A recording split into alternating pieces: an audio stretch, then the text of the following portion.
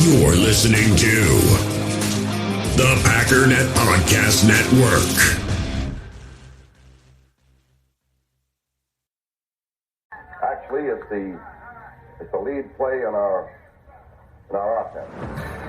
We ask our YN or a tight end to open up somewhere between 6 feet and 9 feet to get an isolation with the linebacker. Tell the tackle to take the defensive end if he's over him. If he's not, to drive down on the first man to his inside. If the YN has the linebacker taken out, he cuts inside. If the YN has the linebacker in, he comes all the way around. If you look at this play, what we're trying to get is a seal here and a seal here, and try to run this play in the alley.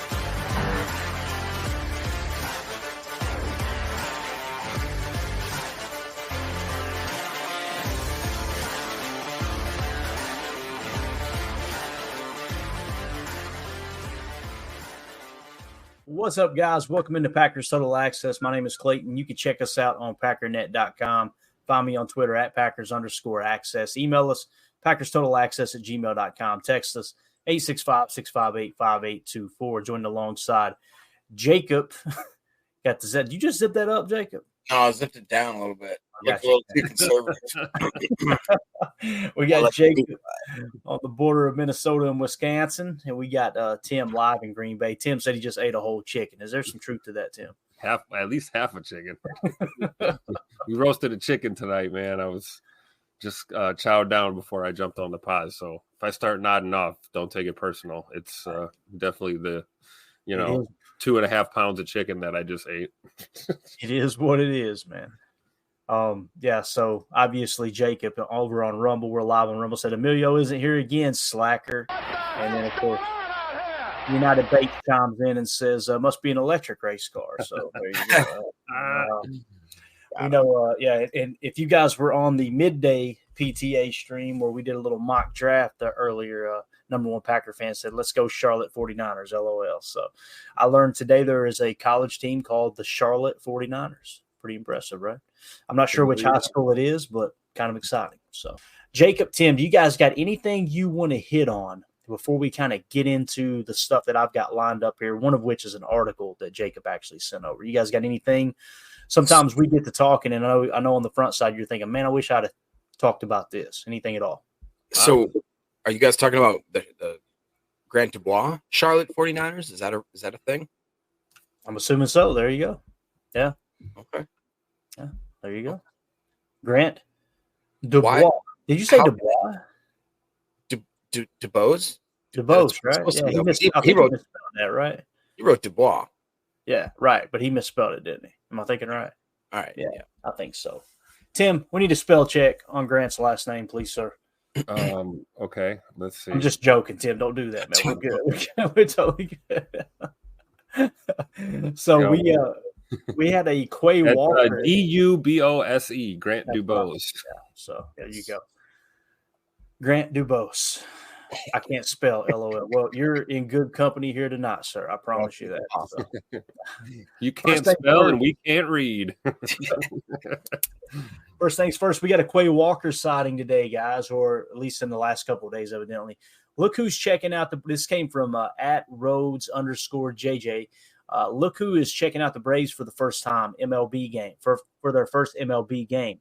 That's a hashtag damn good dog and @Packers, @Quay Walker _ go Braves, go Pack, go Braves. Love it. So what I love about this picture, Tim, Quay's just a man of the people. Looks like he's got some wings there. It kind of looks like maybe an Asian glaze top. Clayton's eyes go right to the food. It's a Peking zing. You're correct, Clayton. Oh my gosh, man. That right there, man, with an ice cold daddy soda, we're ready to roll. You know what I mean? Sitting there watching a baseball game, nodding off till about the 7th inning. You wake up and go, who's winning? What happened out there, guys? That's usually how I watch baseball nowadays. So, but pretty cool to see Quay out there, right? Just hanging out at a Braves game, Jake. Yeah, it's really cool. And you can tell the kid next to him, it must be either somebody he knows because it looks like he's rocking a Packers jersey at the Braves game. They're both rocking the same Braves bracelet there. So, yeah, I'm assuming he just kind of showed up, got some gear on. Yeah, he looks like he's happy, man. I'm excited. He's a big dude. I was going to say, is it just me or does he look a little thick there too, man? He's looking like he's getting them wings down 12 at a time. Oh, man, let's go. Wings and weight rooms. There you go. Wings, weight rooms, and that's all we got. That's it. All right. Yeah. Women? Dynamite drop in, Monty. That broadcast school really paid off. Doug Pointer said, "Is that your son, Jacob?" No, you kidding me, man. If it was Jacob's son, he'd have a full beard. I promise you. That's true. You already have that thing grown out. So we do have some bad news. I usually don't like talking about stuff like this, but guys, it's full draft season. We got to talk about it. We're going to talk about how far T'Vondre Sweat's going to fall to us in the draft now. I think that's what we're getting to here, Tim. It's that dude is about to sink, man. It sucks too. And anytime driving under the influence is involved, man. I remember, I think his name was Leonard Little, I believe, that played for the University of Tennessee. He had a situation that was like, this is as bad as it gets, when you're driving behind the wheel intoxicated and you actually take someone's life, obviously. Just devastating. Luckily for T'Vondre Sweat, that didn't happen. But anytime you talk about a DWI, it's a tough thing, man. So ML Football tweeted this out. Breaking news, Texas star defensive tackle and projected first-round pick T'Vondre Sweat was arrested for driving while intoxicated. Driving while intoxicated is a Class B misdemeanor per NBC. So we've actually got a news clip here from the local news there. I can't remember where it happened. Did it happen down in Texas? Am I thinking right? I want to say Houston or something. I could be wrong. I shouldn't even. Let's see if we can pick up where it actually happened at. Here is just a quick news clip where they covered the story there locally. To a developing story involving former Texas football player T'Vondre Sweat. Within the past few hours, we learned that he was arrested and charged with driving while intoxicated. His bond was set at $3,000. The arrest happened on I-35 in North Austin. So joining me now is sports anchor Corey Mose. And Corey, you were there when he was leaving the Travis County Jail today. Yeah, that's correct. Unfortunate situation and something that Texas fans didn't expect to hear on this Sunday afternoon. As you can see in the video here, T'Vondre Sweat is leaving the jailhouse with a towel over his head. Now, we asked his attorney for a comment on the situation. His attorney did not say anything. And of course, when we asked T'Vondre Sweat for a comment as well, he stayed quiet before getting into his vehicle there and then driving off. And so just an unfortunate situation right now for a player that's about to have a big week. Mm-hmm. This is the NFL draft week later in April, and he was projected a second-round pick, and he's already had a formal interview with the Cowboys at the NFL Draft Combine. He actually talked to the Texans defensive line coach at Texas's Pro Day, and so a lot of eyes were on T'Vondre Sweat leading into this NFL draft. So now we'll see if this situation will tank his draft stock. Yeah, I know you guys will be keeping us updated on how this will impact his future NFL career. Mm-hmm. Thank you, Corey. All right, so that was the local news, just kind of hitting on it. So Austin, Texas. Yeah, Austin, which is where UT's at, right? Where Texas is at, where he played. So, yeah, I mean, let's go around the horn with it, Tim. Like, you hear something like that, it's tough, because there's some people that would go, "Come on, guys, it's not that big of a deal." But most of the time, those same people are the ones that are looking at Aaron Hernandez and how that whole thing turned out. There was warning signs everywhere with Aaron Hernandez. And, a team like the Patriots gets absolutely crucified for the fact that you gave him an opportunity and kind of aided in that whole debacle that happened there with him. I'm not trying to suggest that T'Vondre Sweat is a bad character person. I'm just saying I understand why teams don't want to touch that stuff, especially after some of the stuff that's happened in the past when some of the warning signs were there. But, yeah, what do you think, Tim? How far do you think he'll drop? How would this affect you if you were the GM? You may say, hey, it ain't going to affect it all, and there ain't nothing wrong. There's no wrong answer here. But I think it depends on the teams that are looking at him. Not everyone has the same standards. Some teams may have higher standards than others when it comes to because let's be honest, this is a player character kind of issue, really. Mm-hmm. It's not criminal, so this is not a criminal charge. Class B misdemeanor, not a felony charge. So as far as the legal ramifications, I'm sure this will just be, handled pretty quickly, and he'll do some community service, pay a fine, that kind of thing. But as far as like violating character policy or, you know, things that these teams hold their players to as far as accountability, that's going to hurt his draft stock. You know, I don't know if he'll plummet. You know what I mean? I don't think he'll be fall all the way to the 6th round or something, but you never know. We've seen crazier things happen. The unfortunate thing about this is it's just so, in this day and age, it's 2024, man. I mean, I don't care how hammered you are, like get on your phone, swipe at your Uber, and you're magically where you need to be. You don't have to get into a car and drive. It's completely avoidable. So it does kind of put into question his decision making. That's the big thing. I'm not gonna judge any college kid for being a college kid and going out and partying, but I do got to think about your judgment skills when you're doing that, you know, because there's a lot of guys that will go out, party, have a good time. Maybe you had too much to drink, call a cab, get in an Uber, whatever. There's a million different ways to get yourself from point A to point B without driving nowadays. So it's just unfortunate, but luckily, like you said, nobody, you know, this didn't affect anyone else. You know, he didn't hurt anyone else. He basically just hurt his draft stock right here, and probably some points on his driving record, among other things. You know, so that's just kind of how I see it. I don't want to drag him because, you know, we don't know, and people can make mistakes in their life and become better people for it at the end, and you know, people can change, things like that. So, you know, you don't want to drag this young man too hard before his career really gets off the ground, but 100% he's going to drop in the draft. I believe it. Yeah, I agree, man. And like Dave says here in the chat, he said, this is Sweat's gas mask moment. We're talking about less than 3 weeks from the draft, Jacob. And I mean, again, Tim, you hit the nail on the head, man. If anything, as an organization, you're looking up going, all right, man, can we trust this guy? I mean, if he can't make better decisions than that, what kind of decisions is he going to make when he's representing our organization, right? But what do you think, Jacob?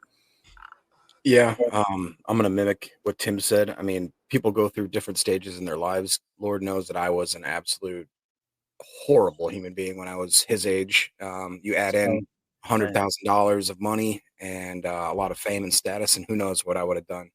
That being said, like you just said, this is an investment. These guys aren't just rookies or whatever. These teams are going to make a 2 to 3 plus possibly a whole career investment into these people. And like you just said, and like Doug talked about it, it sounds like that, or I'm sorry, somebody pointed out that he was questioning Ron maybe about his partying habits. And he admitted straight up, he's like, yep, I'm a big partier, but that's in the past. And then you go ahead and do this 3 weeks before your draft. And I think it just kind of throws a massive, giant, flaming red flag into the sand that says, hey guys, I'm so unskilled or uncontrolled in my emotions that I can't even bottle it up for 2.5 weeks when I know it's going to cost me millions of dollars if I don't do so. That to me is so shocking that I would definitely take a step back. Now, he's a freak of nature. He's a talented guy. Well, this, like Tim said, knock him back to the 6th? No, but it'll take him out of maybe the back of the 1st round, almost maybe to the 3rd, I'd bet. And like I said, that just probably cost him millions of dollars and who knows what else in his career. So, and no matter what he does now, he's always going to be that guy that got the DUI before the draft. You can't undo that. You can only have one chance at a first impression. So, yeah, definitely. Coach Lynn in the chat said, when you're looking for players, you want smart, tough, dependable players. This shows none of those qualities. Yeah, no two ways about it. And the tweet that you were referring to there too, Jacob, actually came in from Pack Daddy. He did the big oof gif, right? Because Dane Brugler said, according to a team source, Sweat has been upfront with NFL teams about his, quote, partying as an underclassman and made it a point of emphasis in interviews that was all in the past. Obviously, today's incident 3 weeks from the draft won't help. So it was already on the radar. You know, as a former president once said, fool me once, shame on you. Fool me more than once, you can't fool me again. You leave W alone there, Clayton. Yeah. I'll tell you what, man. I'll tell you what. I'm still, can we? I'm going to say it. How in the hell are the last 4 or 5 presidents we had the best option that we have in this country? And I'll just leave it at that. And I know that's going to tick off both parties. Good. That's good. So just unbelievable. Anyway, but I did hear someone say one time, this did crack me up, and we'll get off politics. Or one time, someone said, "My God, he's an idiot." Talking about W, said he can't even put a sentence together. And they said, "Well, Obama reads off a teleprompter." And I'll never forget. It's on a construction site. That person said, "Hell, at least he can read the teleprompter." Cracked me up. I was just like, it's hard to argue with this. Oh man. Anyway, I'm just mind boggled that that's the best we've got. Anyway, so yeah, interesting to see where T'Vondre Sweat's going to fall to. If we were to go to the consensus big board and already had a mock draft pulled up already, go ahead. Has anybody confirmed that it was alcohol? Because them Smitty here makes a decent point that if it's DUI, because honestly, I swear, as odd as it may sound, or whatever the taboos in society are, if he quote unquote had a DWI because he was under the influence of, let's say, weed, teams are not going to care half as much. They're just not. Right. It's a good point, but still, it's illegal to drive while you're under the influence, period. So for me, it's I don't know, man. I don't know enough about that world to really comment too much, other than you go in and you tell the teams, "Hey, that stuff's behind me. I'm not doing that anymore." And then you go out and you do it. Yeah. It's just a bad look. But T'Vondre Sweat, according to the consensus big board and their mock draft database website, he is currently sitting at the 56th spot, and he peaked at 32. So I'm interested to see if that changes here in the next few days.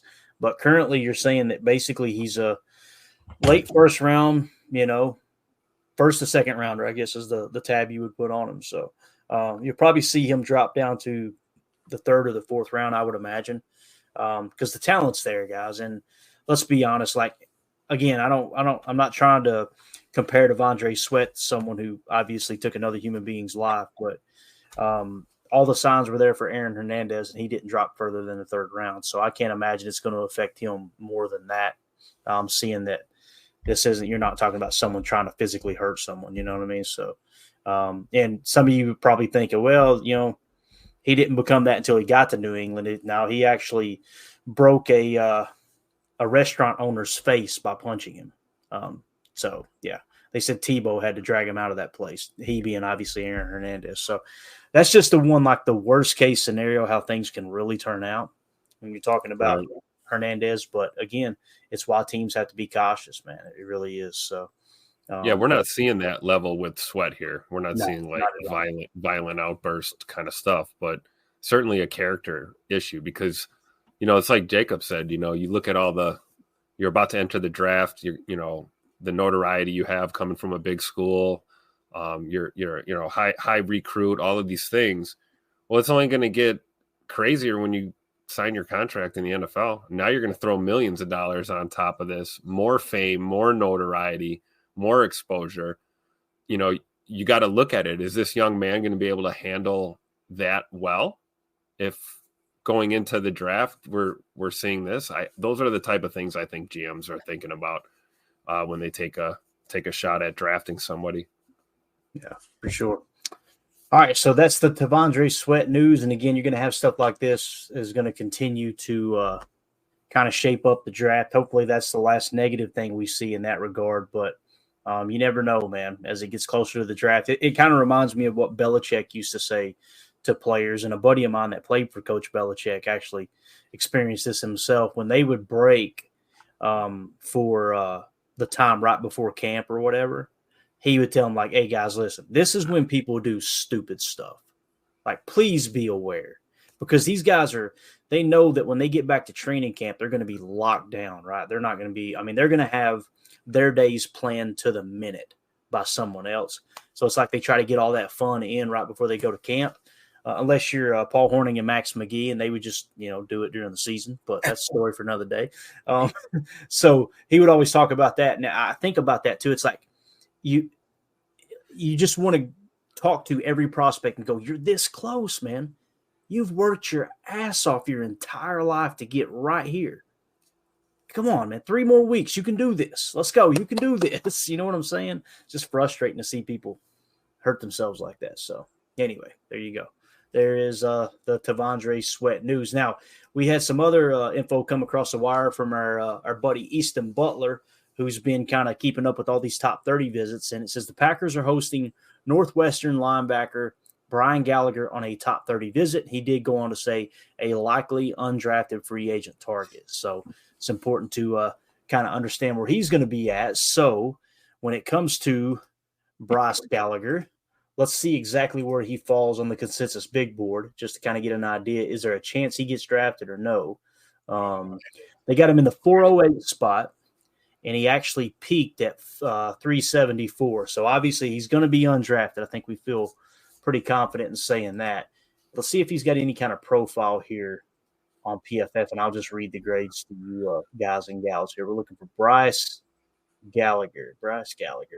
He's not on page 1. That ain't good. No, he didn't make the cut. It went all the way down to 308 at the linebacker position. So passion, drive, and patience. The formula for winning championships is also what keeps your ride or die alive. eBay Motors has everything you need to maintain your vehicle and level it up to peak performance. Superchargers, roof racks, exhaust kits, LED headlights, and more. Whether you're into speed, power, or style, eBay Motors has you covered. With over 122 million parts for your number one ride or die, you'll always find exactly what you're looking for. And with eBay Guaranteed Fit, your part is guaranteed to fit your ride every time or your money back. Because with eBay Motors, you're burning rubber, not cash. With the parts you need at the prices you want, it's easy to make your car the MVP and bring home huge wins. Keep your ride or die alive at ebaymotors.com. Eligible items only, exclusions apply.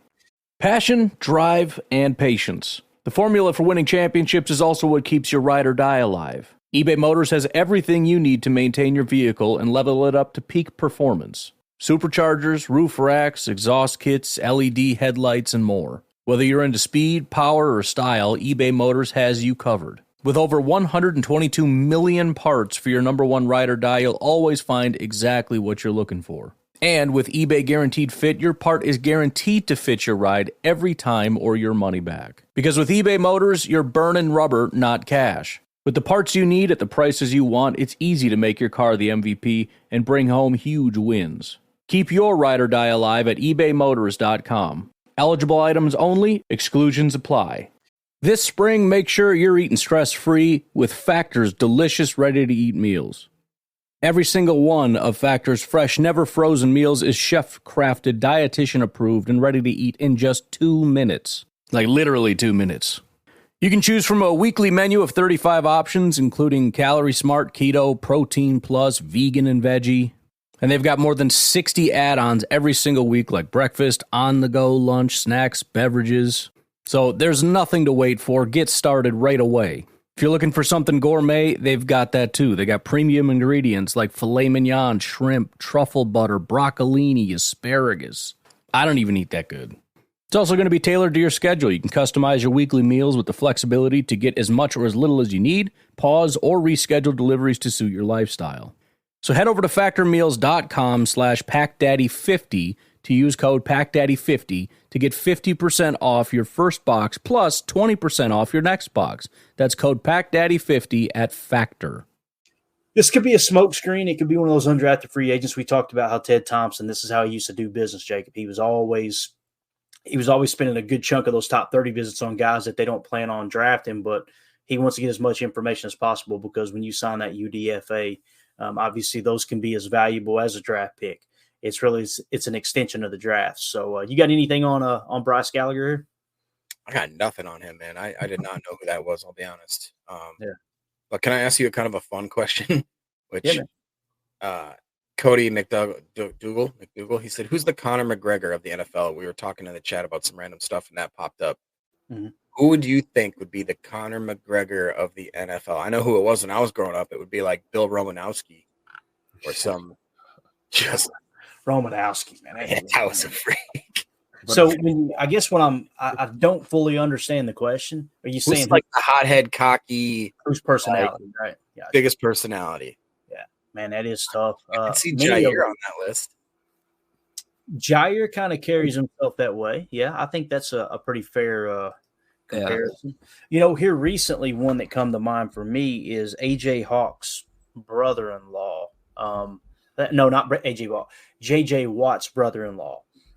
Used to play in Houston, linebacker, Brian Cushing. Cushing, that's it, Brian Cushing. that dude is the closest thing I've seen to Conor McGregor because he's as hot-headed as they get. And That's a good answer here. Too old for this. Cortland Finnegan, or that guy. Oh, yeah. It's a scrapper. Yeah. I remember when who was the big wide receiver in Houston, ironically. God, what was his name? I think he actually might have got voted. Andre, you almost had it. Andre Johnson. Andre Johnson. Remember when he smoked Cortland's head? Oh yeah. He was like, you gonna learn today, little man. Tore that helmet off, was smacking him around. Golly, boy. Yeah. So I don't know, man. Tim, what do you think? You got one? I don't know, man. It's hard to say right now. Romanowski be a good one from all time status, but Dominic Sue. Yeah, Sue would be one, I guess, but Jalen Ramsey. There you go. Ramsey's a talker. Yeah, for sure. He's got some swag. Fontez perfect. Oof. I mean, what about Pat McAfee? Remember Pat McAfee punted the ball in? I think it got downed at the 1 yard line. He did the whole Conor McGregor. That's right. He did that. Yeah. Oh, Cody hit it on the head there in the chat. Cam Newton. Oh yeah. That'd be a good one for sure. Notorious. Notorious. Yeah. I'd like to take this moment to apologize to absolutely nobody. I actually seen that video today, believe it or not. It came across the feed. Every time it comes across the feed, too, I'm hitting it. Every time. That's the OG. Yeah. Oh, yeah, no doubt. Ray Nitschke. As far as Packers recently, other than Jair, who would it be? Oh, I don't know about Packers. Hold up. I got you. Who was the defensive line? Mike Daniels, maybe? Mike Daniels. Yeah, he was a pretty intense dude. Yeah, for sure. I don't know if he had quite the arrogance of a Conor McGregor, but yeah, I think Mike Daniels was just a tough dude, and that's just who he was. I don't know. I guess though, I could see it. Yeah. All right. Jacob, you sent me an article earlier, and rather than pull the article up fully, I got a couple screen grabs of it. We'll check it out real quick. Jacob's done a good job of pulling this stuff. I thought that was the screen grab. My bad. I hit the wrong one. Oh, yeah. That is. That's the screen grab you were looking for? Emilio, this is what happens when you don't come to the show. But yeah. He looks so happy to be in his car bed. He really does. That's the worst Photoshop in history, but I love it. That makes it even better. So there you go. Oh man! All right, screwed everything up now. All right, let's get it. There we go. You're Here's good. The background. All right. So this is the article that Jacob sent over, and it was on MSN. Am I thinking right? Where did it come from? Yeah, the story's by Freddie Boston. There's no way that's that guy's real name, by the way. It's got to be a pen name there. So anyway, it says latest NFL.com mock draft has Packers screwing up a dream scenario. I love how the national media has just the Packers screwing everything up, right? It's kind of funny how that works. So, imagine a world where Troy Fontana and Cooper DeJean are available when the Packers hit the clock in the first round. It's a dream scenario. Green Bay needs offensive line and cornerback help and would have the choice of 2 future stars. Fontana can become an all-pro at all 5 offensive line positions, including left tackle. He earned elite RAS scores of 9.62 at tackle, 9.94 at guard, and goes on to say there's a high probability he will be a top 20 pick. DeJean offers similar versatility with the ability to play across the secondary at corner, in the slot, or safety. He would be an impact starter with Pro Bowl potential no matter where he lines up. If Fontana and DeJean are available at number 25, the Packers have to take one of them, right? Maybe not. Chad Reuter, never heard of him, of NFL.com, released his latest mock draft, which sees Green Bay pass on both prospects to select NC State linebacker Peyton Wilson at number 25.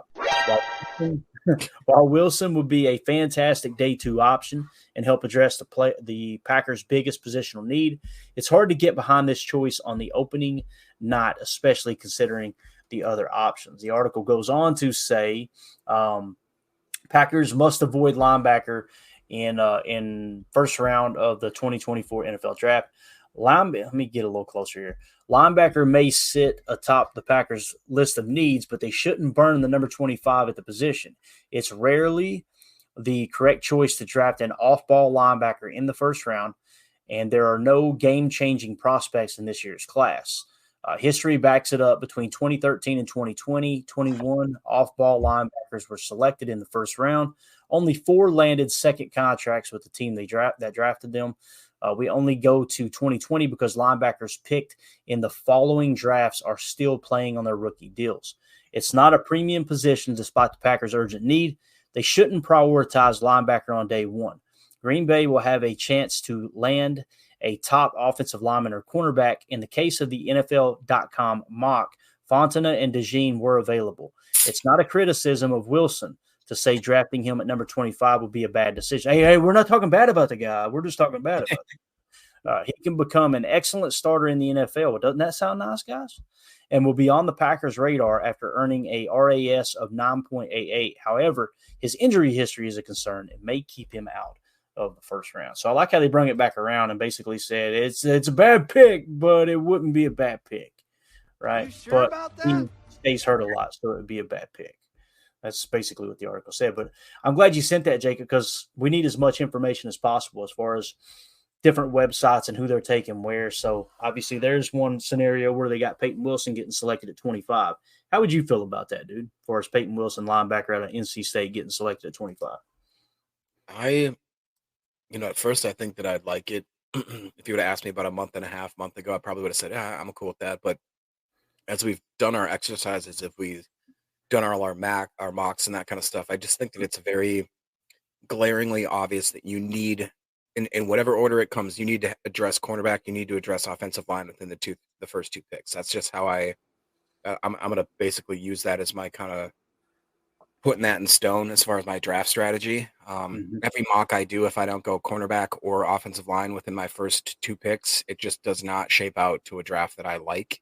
And Peyton Wilson, I like him, but as the first linebacker off the board, when we know exactly what type of linebacker we need a Junior Colson. We need a Cedric Gray. We need, maybe, if you want to wait till the later rounds, maybe a guy like Olafashio or more of a traditional Mike backer. We do have need for some guys like, Trotter and maybe Wallace, if we do want to, like we talked about, upgrading the Will and maybe that different Sam backer. But for what we want in a Mike linebacker, there's only about 2 or 3 candidates, really only 2 of them at the beginning of this draft. So I don't want to waste a draft pick that early on Peyton Wilson, who is, he's a very lanky, kind of tall, leaner prospect that if he is not completely healthy, I don't want to waste another first round pick on a linebacker. That's just me. Yeah, I understand, man. Here, the consensus big board has Peyton Wilson at 40 currently. He peaked at 30, and they have the consensus mock saying he's going to go to Philly at 53, which that's a good example of 25 being kind of a reaching point, right? At least according to the consensus big board. What do you think, Tim? Would you be okay with Peyton Wilson at 25, or do you think that would be a mistake there? I'm with Jacob on this one, like lockstep. To me, it's, are we taking O-line or corner at 25? I'm just trying to figure that out in my head. What's going to happen? I'm leaning more towards O-line, interior O-line with the 25th, and then trying to salvage and get a top tier corner at 41. But I think that's the crux of it, because we've done enough mocks to know, like, if you look at our needs, if we don't draw from those position groups early, the whole rest of the draft just becomes a crapshoot, really. And there's no telling who you're going to end up with. I do like Peyton Wilson. I know Jacob likes him. He just drafted him, but he drafted him at 41, not 25. I think that's probably as early as we go for him. Yep. So that makes sense. Unless we trade down, maybe into the mid 30s, I'd still be okay with it. You know what I mean? If it was one of those scenarios, when you were talking about offensive line and cornerback, kind of being the positions that you feel the best about when you do a mock draft and taking the 25th pick. The only other scenario that I see is the fact that there could be 3, maybe even 4 quarterbacks. Some are saying 5. I think that's a stretch. I think the over-under is set between 3 and 4 on the betting line, but I could be wrong. If you get 4 quarterbacks taken and you get 6 to 8 offensive tackles taken, like they're saying before you get to the 15th pick, then for me, it's going to be defensive line. And 3 or 4 wide receivers.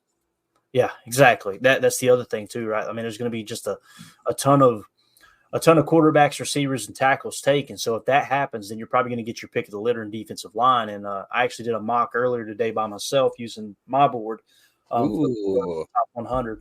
And I like that, Clayton. I've got Jerzan Newton at 25. That's nice. That's the example that we're talking about. Like, you're talking about the top defensive lineman in the draft falling to you at 25. I'd be totally fine with that. Tim, didn't you do this on your mock too? Am I thinking right, Jerzan Newton? Yeah, with Jake Shavink. Yeah, I did. I took Jerzan Newton just because of how we were doing it with the snake draft, and then what was available, and then looking at needs. Yeah, absolutely. Like, you have to go Jerzan there. Get D-line out of the way, and then you're right. You're very similarly. You still got your boy Tyler Nubin there, and then you make another home run draft pick with Christian Haynes. So, you're looking good here. Linebackers addressed. I just feel like I'd like to see two corners in this draft. And it's, you did the best you could there. I think Josh Newton's a great pick there at 126. But, that's the only corner we're going to get. And when you start getting down to those picks, we know what it looks like, So it's all where you prioritize your need, because you got to remember, the Packers are going to look at need-based draft approach, of course, but it's also best available. It's also, there's so many different variables. So there's no really one way to look at it. But I think everything's going to hinge on which direction they choose to go at 25, and not ruling out trading back, as well. So I love that draft personally, Clayton. Yeah, I think that's a great looking draft.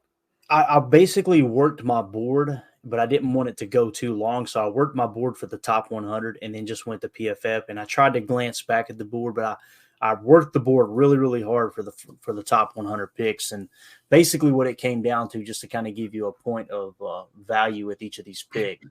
Jerzan Newton, or Johnny Newton, I have him on the 17th spot on my board. So I got the 17th best prospect at 25. Tyler Nubin is the 32nd best prospect on my board. I got him at 41. Christian Haynes, probably my favorite pick of all these. Christian Haynes is the 27th best prospect. Got him at 58. Bo Limmer is the 40th best prospect, center out of Arkansas. We got him at 88. And then Cedric Gray, of course, they gave an F to that because they're not very high on him at PFF, at least their draft board.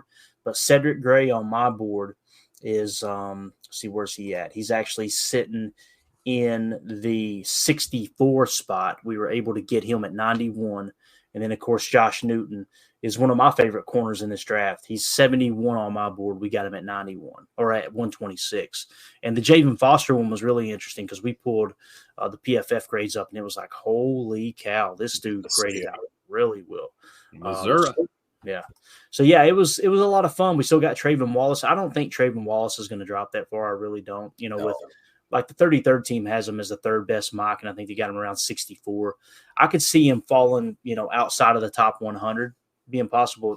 But down to 245, I felt like I was cheating taking him there. Like, there's no way that dude's going to be there. So, anyway, that's how that felt. It just kind of got me thinking. When you're looking at the linebackers, I addressed linebacker was Cedric Gray there. So obviously he's 95 on the consensus big board, but again, I had him sitting in the 64 spot, so just couldn't pass up on him. So it's going to be interesting to see how linebacker kind of drives this draft a bit too, right? The draft that we did last night, since we're kind of talking about mocks anyway, I'll keep that pulled up for a second. The draft that we did, I think was it last night? Or it was the night before that we did when Jake Shavink jumped on, and we tried to it was like herding cats on here. We were all, I don't know. I'd rather have him. It's just hard to put it together. But here's how that first round shook out. Okay. So you'll notice here, if you look, I imagine that T'Vondre Sweat did not go in the first round here. He did not. Okay. So he was at least a second round pick. That's one thing I wanted to check out there.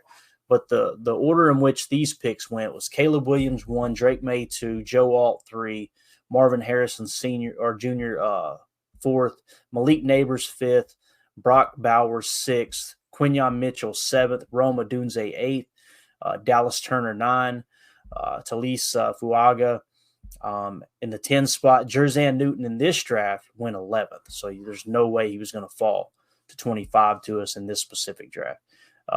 You got Latu from UCLA, edge defender with the neck injury. He went 12th to the Broncos. Jaden Daniels went to the Raiders. Cooper DeJean went 14 to the Iowa Hawkeyes, or from the Iowa Hawkeyes. He was drafted by the Saints. The 15th spot out of Washington was Troy Fontana, went to the Colts. Then you had Jared Verse, edge defender from FSU, went to Seattle. J.C. Latham, tackle, went 17 to Jacksonville. Byron Murphy, defensive lineman, went to the Cincinnati Bengals. Fashanu, tackle, went to the LA Rams. Terrion Arnold, cornerback, went to the Pittsburgh Steelers. Amarius Mims, tackle, went 21 to the Dolphins. 22 to the Eagles was Nate Wiggins. 23 to the Vikings, Kool-Aid McKinstry. Boo. 24 to Dallas Cowboys was Graham Barton. And then in this specific one here, the Packers took Jackson Powers Johnson, center out of Oregon. So, I like it. And here's what's crazy. Look how early Tyler Nubin went too, man. 26th, right? So he may not even be there when we try to take him at 41, right? There's a chance of that. Brian Thomas Jr. went 27th, wide receiver. He's really low on my board, by the way. He's like, I want to say he's like down around 170 or something, which is wild. Which one? What's that? Who? Brian Thomas. Oh, yeah. I do not understand. He's he's not a hand catcher. He's a body catcher. I don't know. It's just wild because people absolutely love him. And let me just double check. It might have been lower than that, actually. I remember going, dang, he's way down there. He might have been even lower. Brian Thomas Jr. Yeah, that's look at Guyton went in the first. TJ Tampa went 29th overall. It's an interesting draft. Yeah, it was. And we kind of shook it up a little bit with the settings. I do remember that. I can't even find Brian Thomas Jr. now. I know he was significantly lower on my board. I definitely didn't have him up there in the top 30 like most people do. So I just can't figure it out. There he is. So he was 89th on my board, which is really low. But again, his PFF grade in 2022, he was 603rd wide receiver. Like, and then last year he was 164th. It wasn't like, holy cow, this dude tore it up, right? And the other thing you got to think about too is who are you playing with? Did Brian Thomas Jr. make Jaden Daniels, or did Jaden Daniels make Brian Thomas Jr., right? Malik Neighbors take all the coverage away. Yeah, there you go. That's another great point, right? When you got multiple players looking to be picked high in the draft that are on the same team, you gotta look at that a little bit. But yeah, Peyton Wilson going 32 to the Chiefs too. That's interesting. But Tim, anything stick out to you on this draft here, man? Anything you kind of go, whoa? Yeah, Packers got JPJ. I'm happy. We'll take it. Shore up that O-line. What else you need to know, right? Yeah, I'm like I said, O-line, D-line, corner. That's what I'd like around 25. Mm-hmm. So anything that looks like this is awesome. But I do think the Nubin pick is certainly interesting too. Like you said, we've had so many mocks where we end up getting our hands on him, but there is a very realistic possibility that he won't even be on the board when we pick. And I don't know what the likelihood is that Goody trades up in this draft. He'd have to really have his eyes on somebody and be convinced to trade up. I think if we do make a trade, it'll probably be down. Mm-hmm. I agree. And the Jackson Powers Johnson, as far as that goes, he is 22 on my big board. So here's a guy. Yeah. And as far as Brian Thomas Jr., like we said, people love him. He's 18th on the consensus big board right now. I mean, that's just wild. And you see his teammate Malik Neighbors is obviously up there at the number 5 spot. So I don't get it, dude. I just to me, you could swap Brian Thomas Jr. and Troy Franklin, and that would make way more sense. Swap their positions on that draft, and I could see that. Yeah. I don't know. As far as the 33rd team, they've got him 21st. So he is up there, bro. The grade they've got on him is a 67. And obviously on the grading scale, 67 is a strong starter. So, Jacob, look, I know you got a good-looking beard and all, but I'm telling you, man, we are in the minority, you and I, man. They hear my accent, and they know, of course, he's going to screw it up. But they expect you to get it right, Jacob. So, all right, so just a couple, like I said, just a couple things we're trying to kind of bring into focus and go, okay, what is going on around the news? What's getting shook up in the draft, okay, with the mock drafts, how are they starting to get kind of the lay of the land? That mock draft we did last night, this is what it looked like. We got Jackson Powers Johnson in the 25 spot from Oregon at center. We took Ennis Rakestraw Jr., Tim's guy, at number 41. You got a defensive lineman, Chris Jenkins, at 58. I love that pick. Christian Mahogany, guard, at the 88 spot. Kalen Bullock, safety out of USC, in the 91st spot. Audric Estime at 126, halfback out of Notre Dame. Javen Foster, again, we keep taking Javen Foster. That's a name that keeps popping up, guys. And I'm telling you, every year when we do this, there's usually 2 or 3 names that you go, man, every time we do a mock, they just seem to kind of make sense. Yep. Where they're falling in the draft. Missouri's got strong with the draft choices this year. I like it. Right. We went back-to-back linebackers there. At 202, we went Jalen Ford from Texas. At 219, we went Trayvon Wallace from Kentucky. And then we went safety Oladapo at 245. And then, of course, Jacob Scott, Dallas Scant there. Yes. I like that draft too. I do, man. I do, yeah. Again, Goody's going to make a couple picks where we go, what in the world? What is he doing here? And they'll probably pan out. For the most part, the drafts we've done. It's rare I come away and go, man, I really don't like that draft. It just seems like the way the draft falls, and maybe it's because Goody has got 11 picks, 5 in the top 100, right? Yeah, Chris, don't do this to me, please, sir. We're at the 44-minute mark. We are not doing a mock draft tonight. I'm going to say it one more time. We are not doing a mock draft tonight. Hey, look, what he went. I paused for dramatic effect. We were going to look around at a couple more mocks too. I think we probably got time. Let me go to the consensus or the mock draft database. This is a really cool feature they got. I'm going to widen this out for just a second.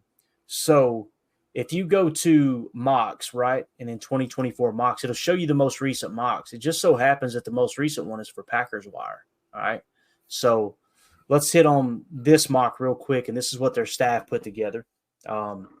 They had I won't read them all off, but I'll just kind of give a couple nuggets here.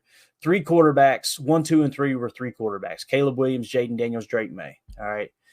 Then it looks like you got, Marvin Harrison, Malik Neighbors, Roma Dunze. So 3 receivers went in the next 4 picks. Joe Alt flies off the board. You got Dallas Turner at edge. You're kind of seeing, all right, there's a tackle taken there for Shanu. You got Brock Bowers. Forgot about Brock Bowers. That's another one coming off the board. Will help the Packers a lot. And Jared Verse, J.J. McCarthy, another quarterback taken there in the 11th spot. You're seeing tackles, right, flying off the board. There's Quinyon Mitchell. So they took Cooper DeJean. If Cooper DeJean's sitting there at the 25 spot, let's go around the horn with that real quick. How do you guys feel about Cooper DeJean in the 25 spot? Because on my board, I've got him at 33. Scored out great in 2022 as the 11th best cornerback in all of college football. Last year dropped to like 151, so he had kind of a down year. That kind of fits that mold of the Jaden Reed approach, right? I think he's got a pro day coming up too, if I remember correctly, guys. I could be wrong. No, you're right. I believe it's Tuesday or so. Let's see. Yeah, April 8th. Oh, it's tomorrow. All right. So hopefully we'll get some answers on Cooper DeJean tomorrow. That'd be cool. Here's a guy. So how do y'all feel about Cooper DeJean getting mocked here at 25? Go ahead, Jacob. I would be okay with it. I went up and down on DeJean. I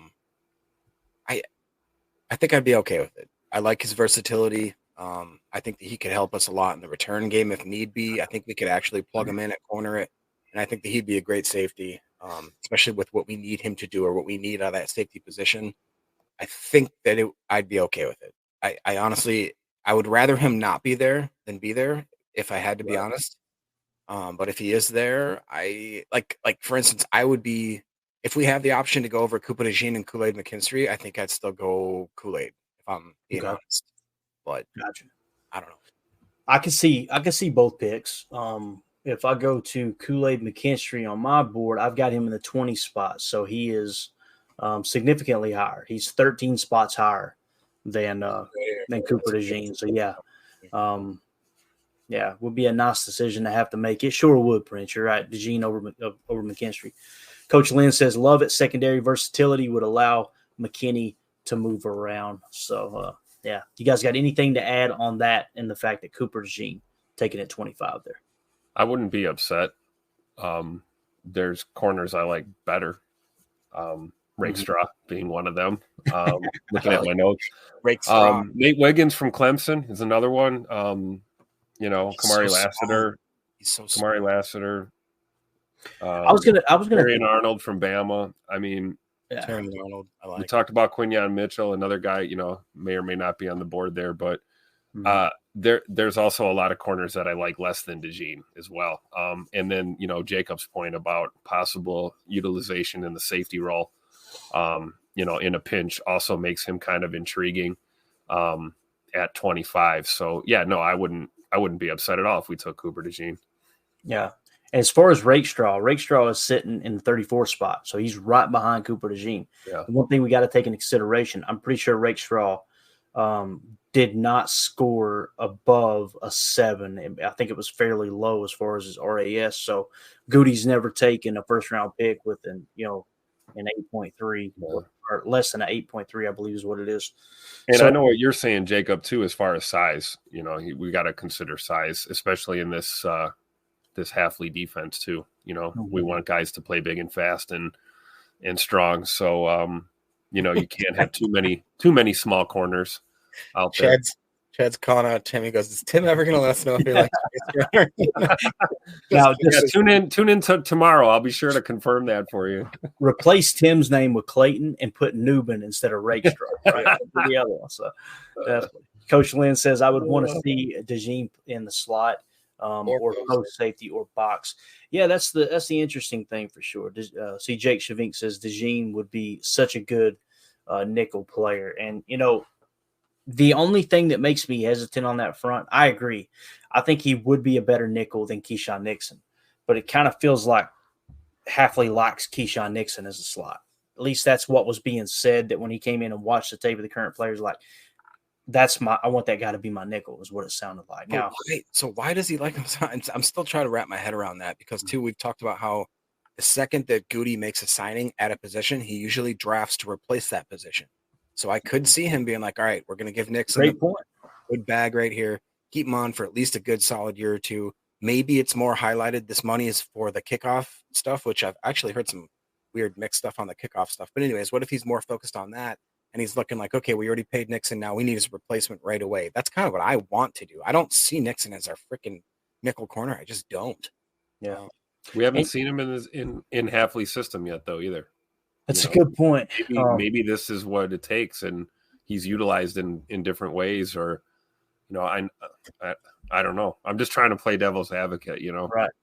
If you get the message out there too, think about this. It's lying season, right? If you want DeJean to fall in your lap, you say Keyshawn Nixon's our slot guy, baby. You know what I mean? Great point. Somebody go, oh, they're not going to take him. They just pay Keyshawn Nixon $6 million. And then all of a sudden, bang, like Chris Hansen on To Catch a Predator. The door opens. He says, have a seat. Have a seat, sir. Let's have a seat. Yeah, let's go here. All right. Anything else you guys want to – let me scroll down here. I did want to touch on this. Players not included in the first round. Jackson Powers Johnson, right? Wow. Michael Penix Jr., quarterback out of Washington, and Bo Nix, quarterback out of Oregon. So it looks like there were 4 quarterbacks taken, if I remember correctly. Yeah, definitely 4 quarterbacks taken. So that's good news. That's better than 3, right? But you'd like to see Bo Nix or Michael Penix Jr. kind of climb up. What I would like to see is Kansas City or San Francisco maybe trade out of that 31 or 32 to allow a team to jump up and get that 5th-year option on a potential franchise quarterback if they think Bo Nix or Michael Penix Jr. is one of those guys. So, yeah. So there is the first-round mock from Packers Wire, and that was provided here on the mock draft database. That was done on April 5th, the most recent mock on their website. So kind of cool to see how other people are thinking when it comes to the draft here. So anything else you guys want to hit on, we could comb through the chat here a little bit too. Let's see. I'll start with this one. If you guys got anything, you just cut me off. Anything else you want to hit on, Jacob? Anything we missed, man? I'll think of it if I can. What'd you say? I said I'll think of it. I'll yell it out. But right now I'm just looking over the chat to see if we missed anything. Cool. Cody in the chat says, how many games this year will be determined by a score off the new kickoff rules. I think there's going to be a few, based off of the numbers that they're sharing and how it increased the explosive plays. Even if it's not a touchdown, I'm thinking of that new kickoff rule, and I'm thinking of a team, being down by a couple points, and it's like, okay, if we kick it in the landing zone and they get a big return, well, they're gonna get in field goal range quick. But also, if you kick it through the end zone, I think it puts it at the 30, pretty decent field position, right? So it's like, damned if you do and damned if you don't. There, what do you think, Tim? Do you think how many games do you think will be determined? You don't have to get an exact number. Do you think it's going to be that big of a factor? I think a handful for sure. We'll see, especially like to your point, Clayton. Like let's say even if they do start at the 30. You get a couple quick hitters, get out of bounds. The way these kickers are, booting the ball from 60 plus with regularity nowadays. I mean, you don't have to get as close as you used to get into field goal range. So I can see points coming off of that for sure. And that's Cody's question. He's not necessarily saying, a touchdown off the return or even a touchdown in general, but just these new return rules, these new kickoff rules, leading to quick scores, short possessions, points on the board quickly. I could see it happening a handful of times. I can also see that happening kind of maybe, at least a quarter of the way into the season as guys kind of like get used to the new way things are happening. We might see more of that. And the way coaches are adjusting their strategy and where they're putting some of these kickoffs situationally. Really what it does is it puts your special teams in a situation where they have to know situational football. The day of the routine kickoff is over with. So these are going to impact play for sure. I would agree with that. Yeah. Carly Ray in the chat says, but a slot corner has the same basic responsibilities regardless of the scheme, right? Ball tracking for one, and Nixon was faked out way too often last season for my comfort level. I agree with the second part, but as far as the same responsibilities, Carly, it just depends on what the call is. I'm not accusing you of this, but I know it's a common theme within just football fans in general. It's like they like to pretend like this scheme is way different than this scheme, right? And it really isn't. Like when you break it down to the nuts and bolts, it's two high or single high, middle field open, middle field closed. Are you bringing 4, 5, or 6? Are you playing man coverage or zone? Every defense in the NFL have the same play calls in their playbook. It's just how often are they calling those specific plays, right? So I'm with you on the second part for sure.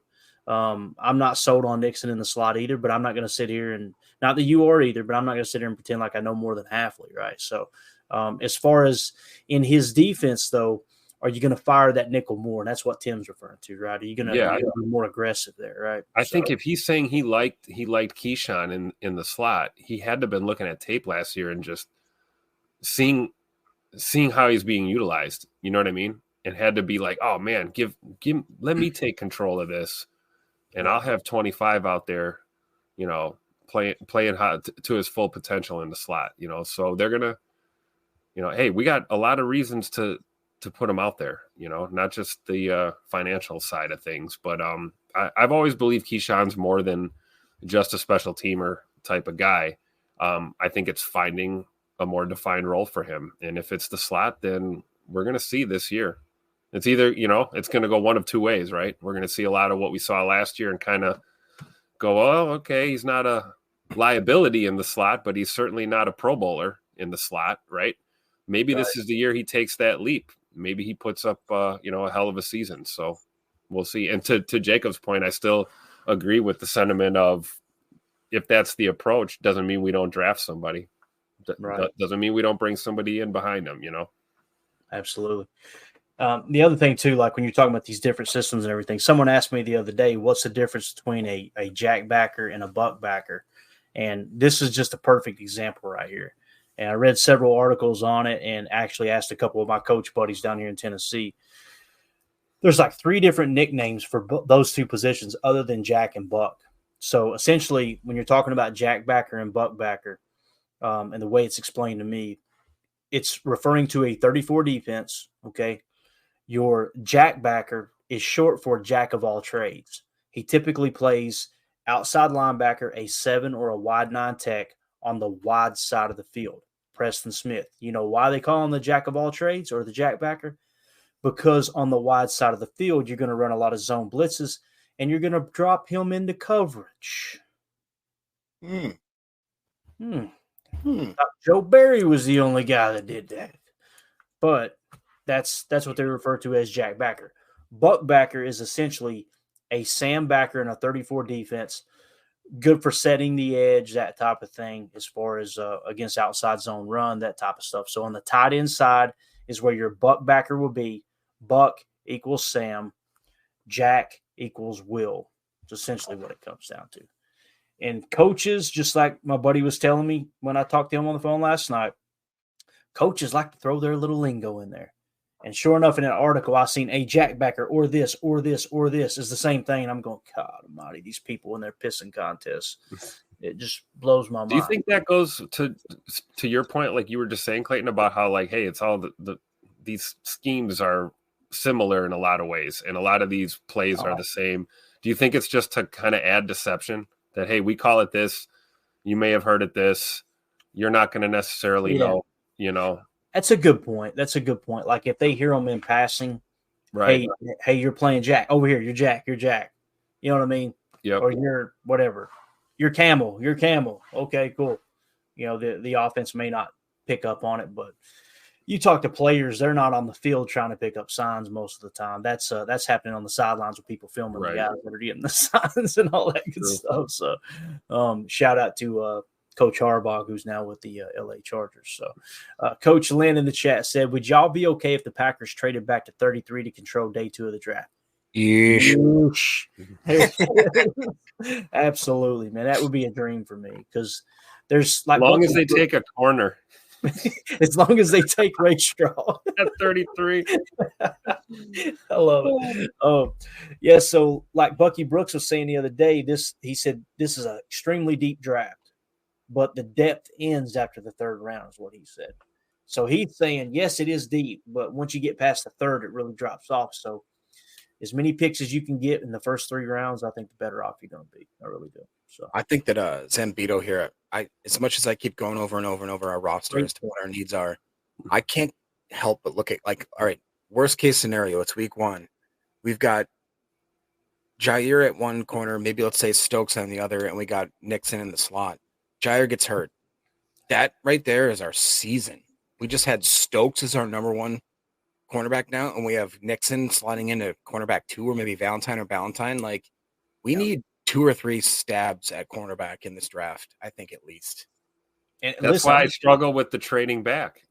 You know, that's what hangs me up on it. Like, if we trade back, we're basically saying, all right, we're gonna try and grab some corners in the 5th and 6th and 7th round, and I don't know how that's going to work out for us. You know, or at a minimum, you're banking on one of those top guys to drop, right, or whatever. Yeah.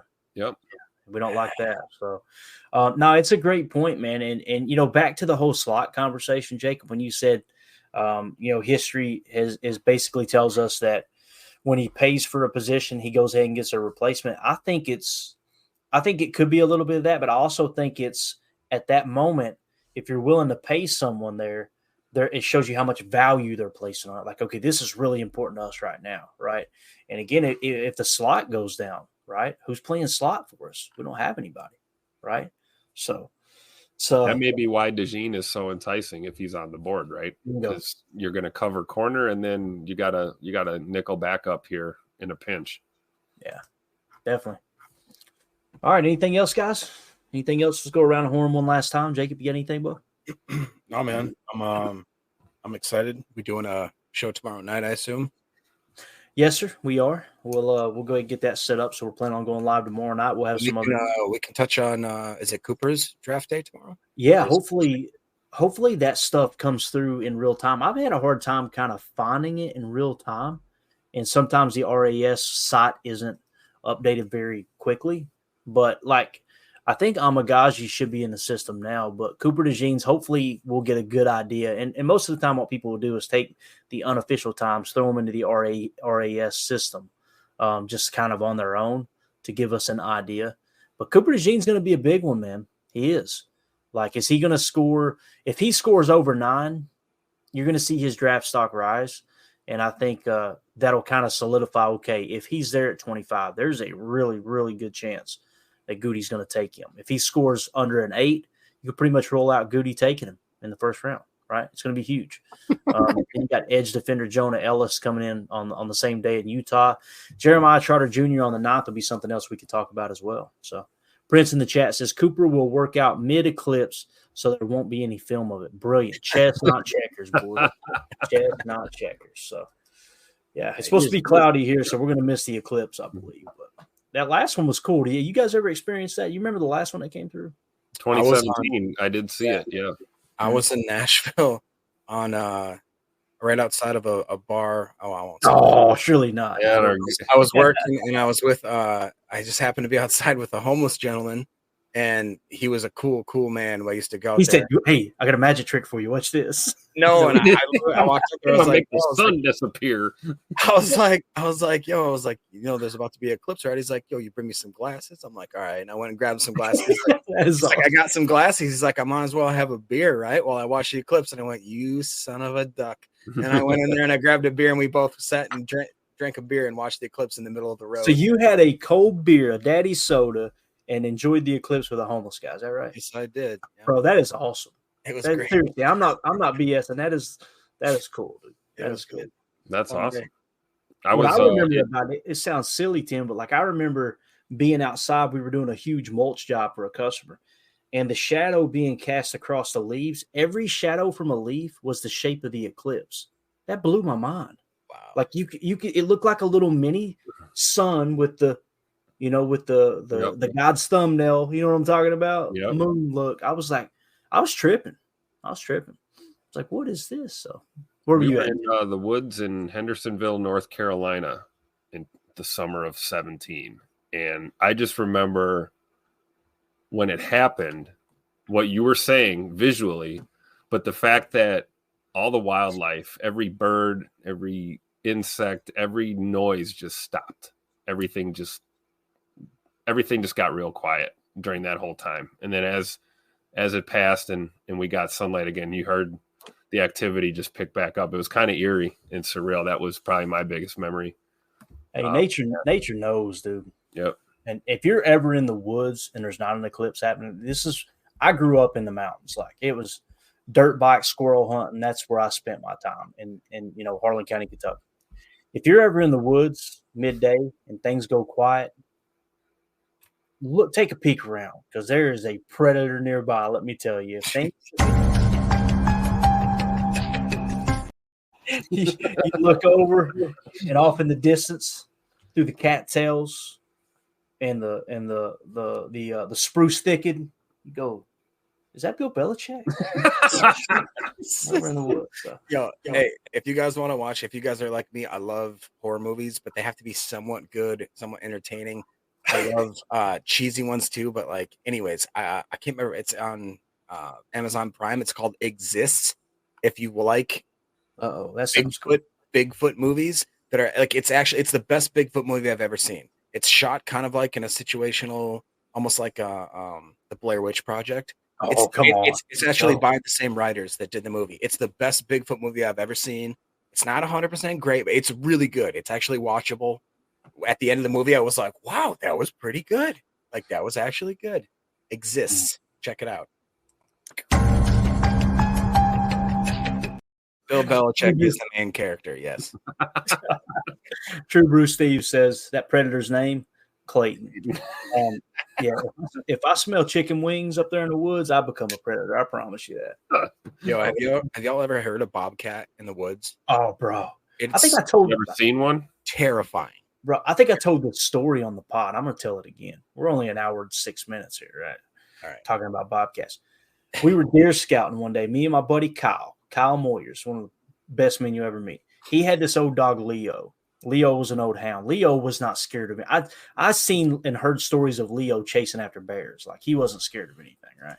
We're walking down this logging road, and we're coming, and it's kind of getting dusk. And Leo, all of a sudden, tucks his tail between his legs and gets about 10 yards in front of us.